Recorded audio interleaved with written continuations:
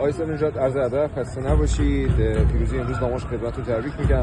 بفرمایید که چطوره که پا به عرصه ورزش گذاشتید و قدمتون هم همراه شد با نخستین برد خانگی داماش در این فصل رقابت.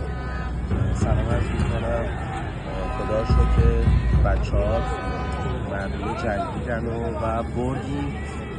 عرضم خدمتتون که خواست خدا بود و حالا هر نیتی بوده که حالا قبلا هم گفتم دوست داشتم کمک کنم به این تیم، به این همه هوادار و عرضم خدا رو شکر که بچه‌ها تونستن امروز خوب بازی کنن، نتیجه بگیرن. بازی قبلی هم عالی بود با اینکه اصلا تعویضی نداشتیم، گزینه تعویض نداشتیم، ولی خدا رو شکر اونجا هم تونستیم یه امتیاز بگیریم و خدا رو شکر فعلا همه چی عالیه. ممنون ازتون. سوال دوم رو اینطور بپرسم که آینده داماش رو با خودتون و مجموعی که الان اومده سر کار چطور می‌بینید و آیا چشم‌اندازی دارید و آینده برای داماش به این صورت خواهد گذشت که تا به امروز بوده یا نه؟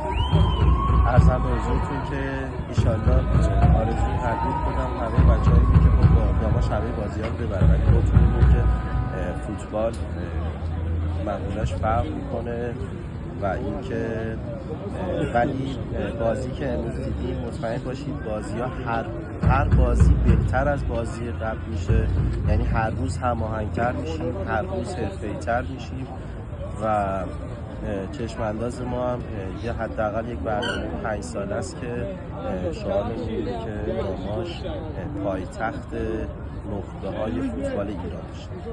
متشکرم از شما. خواهش می‌کنم.